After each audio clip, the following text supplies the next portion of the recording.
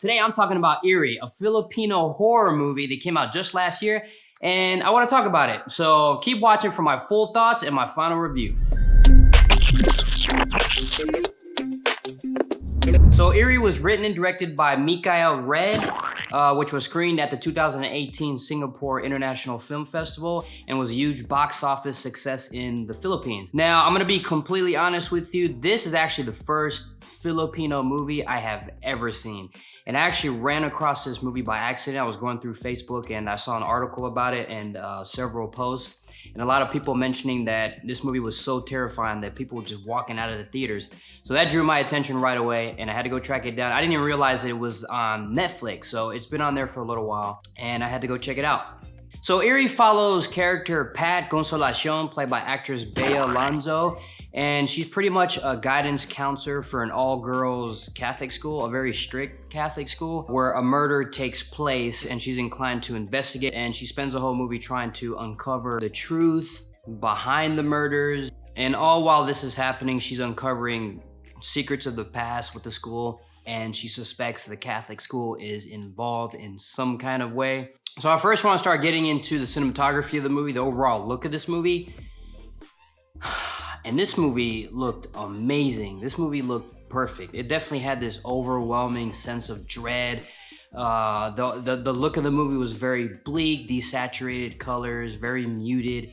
And that's what I love about horror movies. That's actually one of the first things I look for when I go into a horror movie is how they're establishing the tone. Like, how is it gonna make me feel going into the movie? Or, I mean, is the look of it gonna make me feel terrified? Because I believe true horror has to nail down the tone, it has to nail down the atmosphere, and for me, it did it. And usually if it's setting that kind of tone, like I'm already sold for the fear factor. I'm already sold for that horror element. There was definitely some Japanese horror influence over the look of the movie too, because I instantly went back and thought of Ju-on, which was the original Grudge movie before they remade it and destroyed it, and then Ringu, which was the original Ring. So this movie actually made me think of those tonally, and it definitely sent chills down my spine. And I like what they do with the shadows and obscuring certain things in the movie. There's this one scene where there's this guy standing behind a door with a window on it, and you see that he's there, but you can't quite make out who he is. It's just like his face is kind of shadowy, and it just looks disfigured. And like I love stuff like that, like when you can't quite make out what it is. That to me is terrifying. And then also the music and then the sound design worked really well. So when you have a really good, scary, creepy atmosphere and you have good sound and you have good music to go with that, like it's like the icing on the cake. So as far as the story is concerned, Pat is basically trying to uncover this murder that takes place in the school, and she doesn't know why it happened. She doesn't know who did it, who's responsible. What's really interesting is it doesn't feel like the school even cares that these murders are happening. It doesn't seem like there's a lot of people involved as far as authorities and police.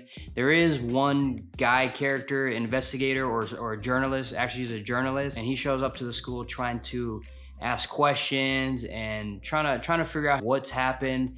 But the school seems more concerned with trying to continue forward.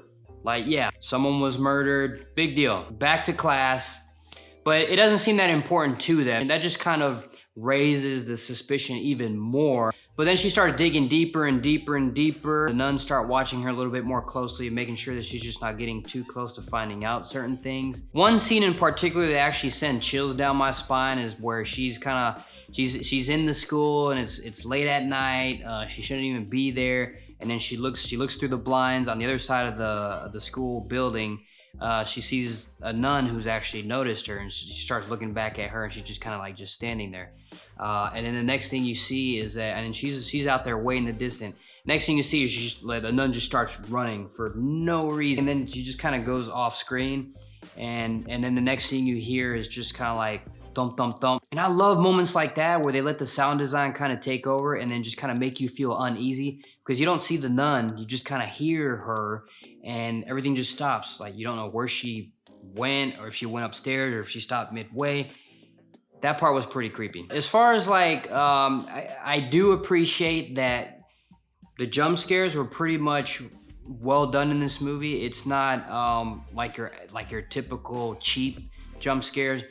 Don't worry, there's no like, you know, where the tension's building up, the music's building up, and then like they look around the corner and out comes a cat. So none of those cheap jump scares are in here. I kind of like what they do with it. You do have like one or two of the typical horror tropes that are in this movie, but it kind of works. It kind of works for me personally anyways, because they're not the cheap jump scares we usually get. And then there are moments when you think there's gonna be a jump scare and then nothing happens. So I kind of appreciate how they went about it. And then at the end of the film, you're treated to a twist, which I didn't see coming, but I thought it was well done. For a horror film, it was good. And I pretty much went into it, you know, expecting something that was gonna be tense, something was gonna be kind of like, where I'm like, what was that? Who's there? And I did watch this movie in the dark, alone, with the surround sound on blast, and yeah. And the only minor complaint I think I had with the movie was that, I mean, there's a couple shots where you do see the ghost, and I feel like it's just kind of taking the mystery out of it. I'm not saying don't reveal what the ghost looks like, but I feel like the best kind of terror is the ones kept in mystery. Kind of like the scene I was mentioning where the guy's standing in front of the door window, and you know he's there but you can't see him. I feel like that they needed to just do a little bit more of that with the ghost, and not just kind of like, oh, here it is, every detail of the face and everything like that. Because some of the shots you do kind of like see the makeup where it's not as scary at that point, and that's why I like the mystery of just kind of like not revealing the complete look of the ghost. Also, there's quite a bit of social commentary on mental health and suicide, and it's brought up quite often, and some of it has its place in the actual storyline, so I thought that was interesting. But yeah, if you need something scary to watch in time for Halloween, like, this movie is definitely worth checking out. Watch it at night, turn off all the lights, turn up the sound, and, you know, I don't know, turn on your night light before you go to bed.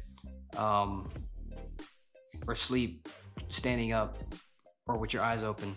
Sleep with your eyes open. And if you like movies like Ju-on and The Ring, and how Japanese horror movies approach their horror films, like, this one is definitely gonna be a winner for you. Like, overall, like, it was well shot, well done. I was really surprised by it, and had a pretty decent budget to it. And also, this is a great representation of horror film for the Philippines.